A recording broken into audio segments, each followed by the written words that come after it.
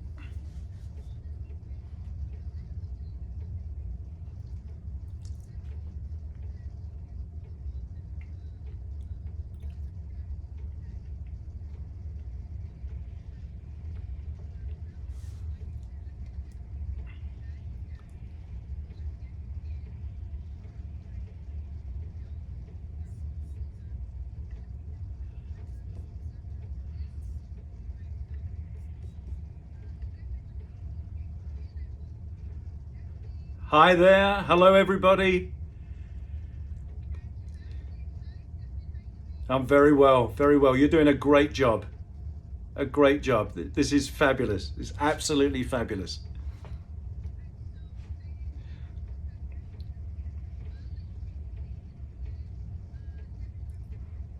Thank you, Janelle. Listen, before I start, my name's Steve Brooks. I'm the pop-up retail expert.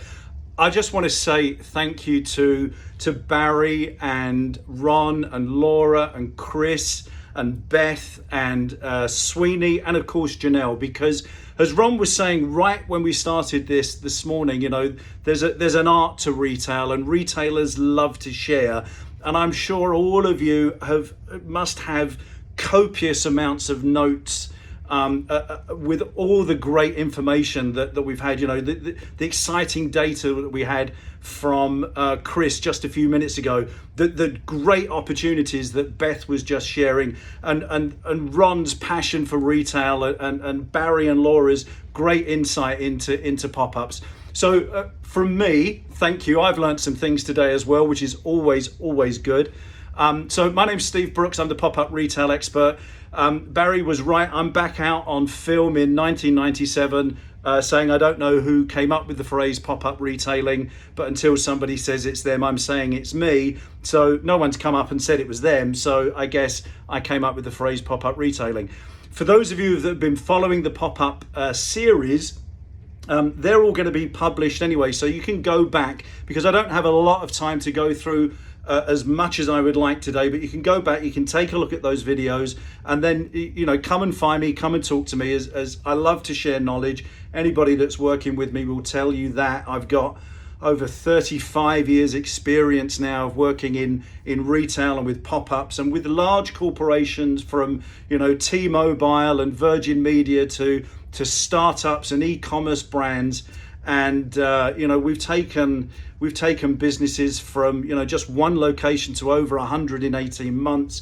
I've worked with people that sell light bulbs to people that sell mobile phone accessories, you know, nail salons, all the things that Beth was talking about as well. So there's an immense amount of knowledge that I hope you've all been able to gain today, and I'm really thankful for being here. So what I want to do is just talk to you very quickly about the 7 secrets to success.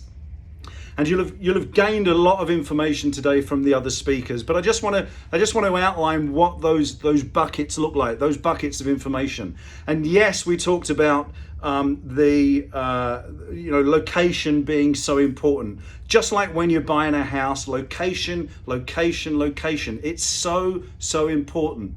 And then the next real big thing, is amazing customer service. Not good, not great, amazing. And I'll tell you for why. Because that's the differentiating factor between you and the competition. And I'm going to talk to you in a minute about what I'm calling the Hollywood effect. Okay, so from there, what's the next thing that's important? And Barry spoke about this with such eloquence today, about the team, about making sure your team is motivated, making sure that you choose the right people. As business owners, as entrepreneurs, the people that you employ are never going to feel the same depth of passion that you are. Okay, you just have to accept that. But you can bring them with you on the journey. You can motivate them. You can incentivize them. You can put, the real determination in them to succeed every day and turn up with that smile and turn up with that knowledge. So motivating them, incentivizing them, and training them to cross-sell, upsell, understand the product, but at the end of the day, to offer amazing customer service. And we'll talk a little bit more about that when we get to the Hollywood effect. So from there, what we want to look at is also maximizing that opportunity. Okay, as everybody's been saying, let's get to know the landlord. Let's give them the story. Let's partner with their social media, as well as obviously doing your own things, but really maximize that opportunity. Chris made an excellent point about understanding the location, where the highs and the lows are around the shopping patterns. I'm of the opinion that you should be there from when it opens until when it closes, because that's what you're paying for. But of course, if you understand the shopping patterns, then you can make sure that you've got the right people there to give that amazing customer service, make those sales, or gain those leads. Really, really important.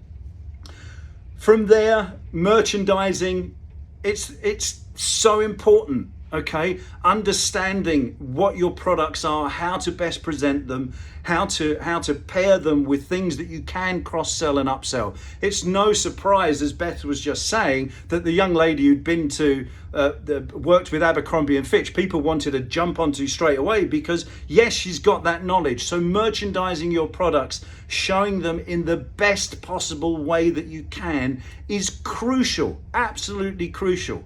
And then knowing what your niche is. So knowing your products, knowing what your inventory is like, knowing what your supply chain is like. So important. And our final secret to success is, of course, planning. From right at the start, planning. 90-day plans around your marketing, your recruiting, your training, your incentivizing, your merchandising, your opening, your staffing, your business plan.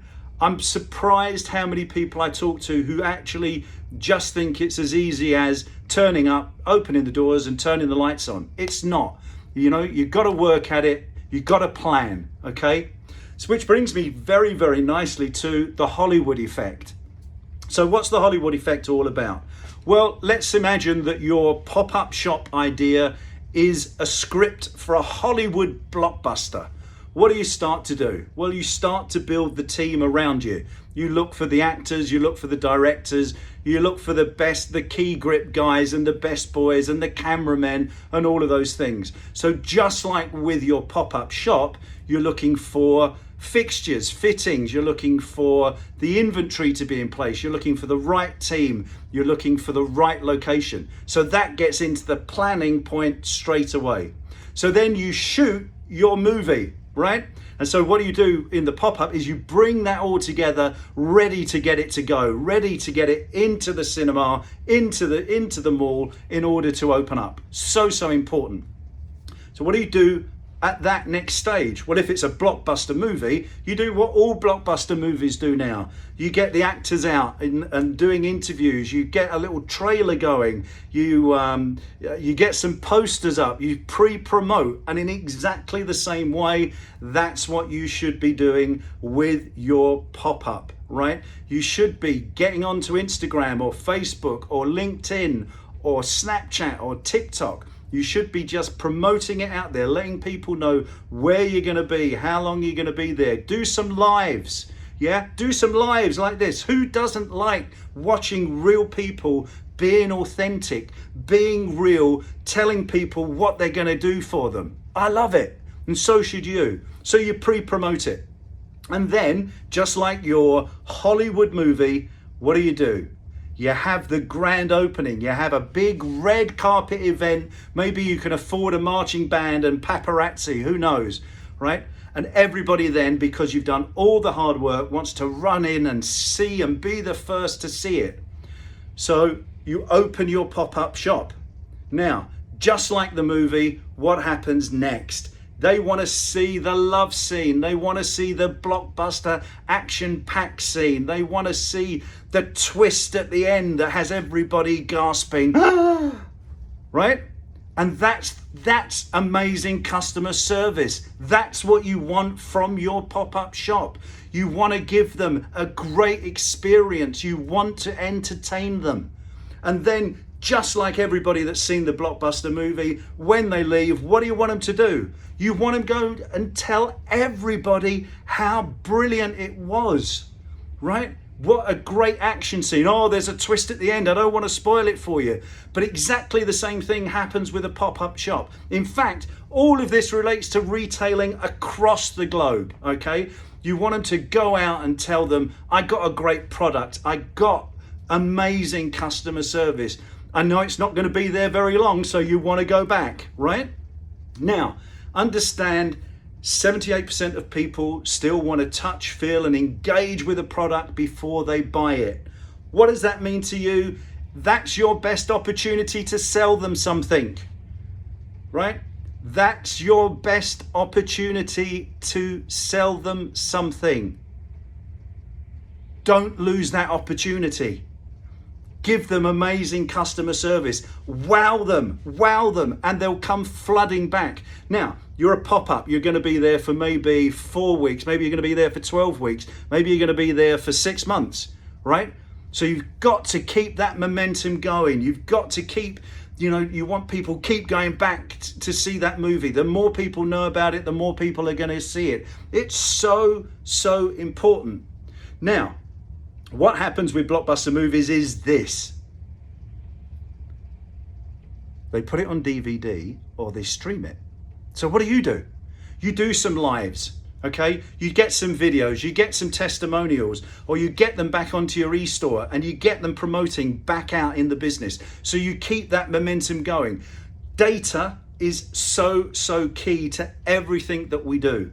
So you want to be making sure you're keeping in contact with those people so that, just like the blockbuster movie franchises, be it Star Wars or Bond or whatever it might be, when you launch your next blockbuster pop-up shop, people are going to come flooding back to it because they love the concept, they love what you do. Now, at the start of all of this, Janelle said I was going to bust some of the myths about pop-up retailing. Myth number one, it's not expensive, not as expensive as you think. You'll have heard earlier, somebody said it's about $5,000 to set up a pop-up shop. Really, in the scheme of things, with you getting in front of your customers, 78% of people want to touch, feel, and engage with a product. You have that opportunity to sell them. That's not a big investment. In fact, it's money well spent to drive your business forward. Myth number two, right? Oh, I don't think it works for my business. Believe it or not, pop-up works for any business, okay?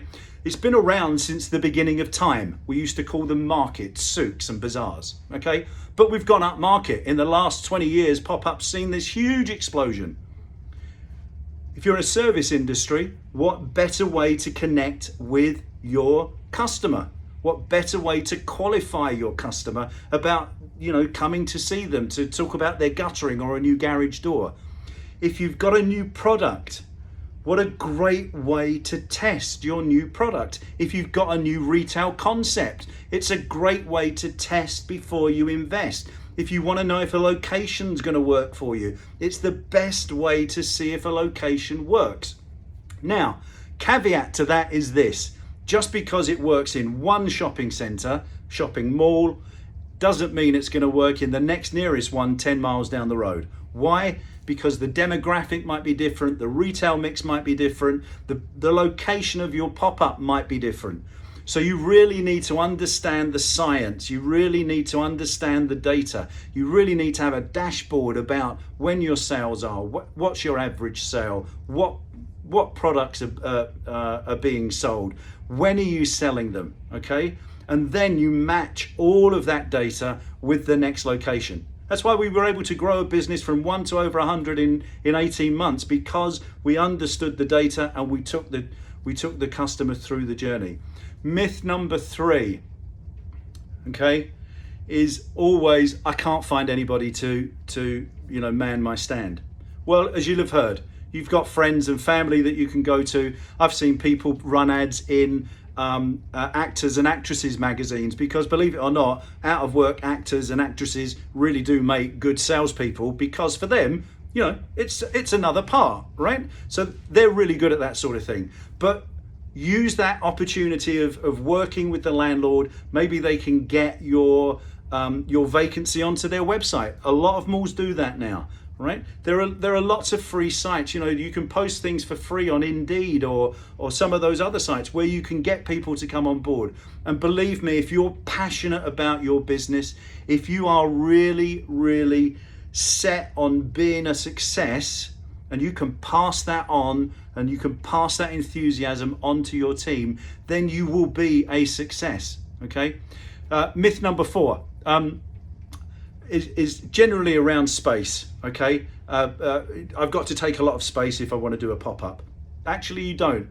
Sometimes you can have a very small space on the mall where you can have a pull-up banner and a desk and talk to people if that's what you're doing in a service industry. Sometimes you can find an inline store. Sometimes they're huge. Sometimes they're small, right? But believe me, where we are in retail at this point in time, coming out of an epidemic, right?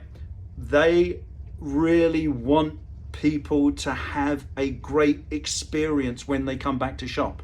So they're going to work with you. They're going to try and find ways that they can attract great brands, great startups, great individuals, great services into their mall. Because, and I'm talking to you landlords now if you're listening, just like pop-ups have the Hollywood effect, so should you guys too, right? Really, really important in my book. Partnerships with pop-ups and shopping malls is so important. A mall can become a retail incubator for taking that first pop-up experience into a permanent inline store. It's happened loads of times. Beth's seen it hundreds of times. I've seen it hundreds of times. When landlords invest in the people that are doing the pop-up, and when the pop-up invests in their product and the relationship with their mall, it works. It works. I want to tell you a very quick story about one of my favorite pop-ups, because it's actually it always surprises me, and it's to do with light bulbs. We were approached by a man who had a very small shop off the beaten track, as we say in the United Kingdom, so down a little side street, that just sold light bulbs.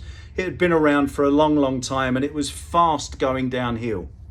And he was looking at ways that he could just get out of the business, get rid of his inventory, okay, and make some cash and kind of leave with some dignity. So we came up with a strategy about him running a pop-up shop in the right mall for him. Right location, right price, and within, I think, 3 months, we had booked out a whole year's plan for the guy, because his business suddenly took off. Now, over the next 5 years, he made more profit than he'd made in the previous 10. And now he still uses that shopping mall, or has been using that shopping mall, so many times a year now. I think it's on average around 13 times a year. He's increased his product range. So not only now does he sell light bulbs, but he sells little tools and batteries and things. He did the right thing with his marketing. He got professional signage made. He's adapted his offer, and he's actually now enthused about his business. He's created an online store as well in the last few years, and is also just has this whole new revitalized enthusiasm for what he's doing. What does that mean if you're over inventoried? Well, if you just want to get out of a business, pop-up's a great way to go and sell it somewhere else that people don't know you, and sell it off cheap and get out of the business if that's what you want to do. But is it a way of reinvigorating your business? Absolutely, absolutely. Pop-ups work, okay? No question about it, 100%. If you put in the dedication, it's going to come back to you, okay? So I've waxed on lyrical for a long time. I'd love to know what questions you've got. I love being challenged by this. The beauty, I think, of being a retailer is we're passionate about what we do. Okay, and for those of you who've heard this story before, I apologize, but it never ceases to amaze me that when I go and do visits and either walk around malls or walk through big retailers, because we're looking at how we can monetize some of the space, right? People come up to me to ask me questions about the environment I'm in. Now, maybe it's because, I don't know, I have a retailer's face, whatever that might be. But I guess once a retailer, always a retailer. And I can tell you from all of the people that you've heard today, we are all passionate about retailing. We are all passionate about how we can help people and grow people's businesses and just bring together and collaborate with great individuals. So that's me off my soapbox, as we say. I think we've got some questions here. Let's have a look. You love the correlation between a Hollywood movie and great retail. Thank you, Ron. I really believe it. And it came to me, just a few months ago, because I was, in spite of what you're hearing in the press, okay, retail is not dead. And as you would have heard Chris saying, there are more shops opening than there are closing. Yes, there's a problem with more real estate, but all the pandemic has done is just accelerated probably what was going to happen. Yes, we've lost some big brands, but actually, when I was looking at how do we get that message across, it was obvious to me that the blockbuster movie was exactly the thing that was the message that I wanted to convey. So, what other questions have you got? Anything to do with pop-up, I'm here. Please challenge me. I've got 35 years in the business. One other thing you might like, if you'd like a free copy of my book, Pop-Up for Beginners, How to Be a Success in Shopping Malls, then drop me an email, steve@thepopupexpert, or message me through Instagram, and we'll get one of those off to you straight away. With my pleasure. So who's out there doing pop-ups right now? I'd love to know what you're trying to achieve.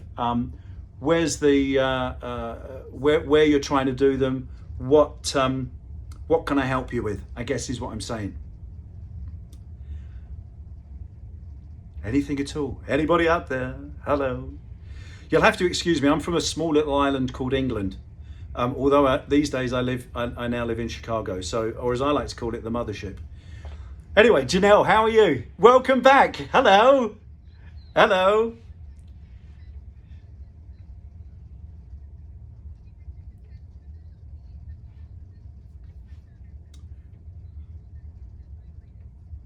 Cool. Very good. Very good. And thank you again for all of your hard work. On behalf of all the other speakers and everybody that's watching, this wouldn't have happened if it hadn't been for you. So I'm blessed and thankful for the connection and for your enthusiasm. It's infectious.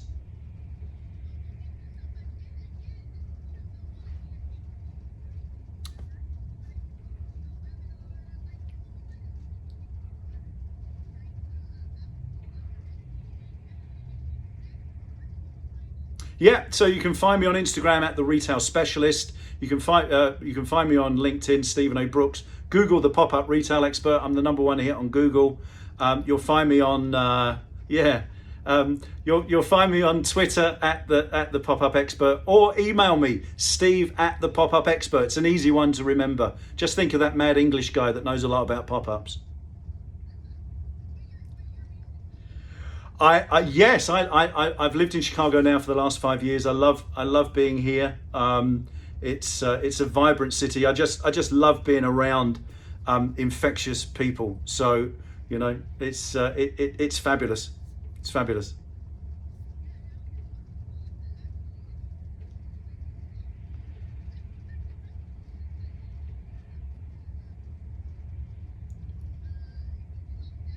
No, I'm still here. No, I'm still no, I'm still here. You're welcome anytime. Anybody's welcome. Come to Chicago.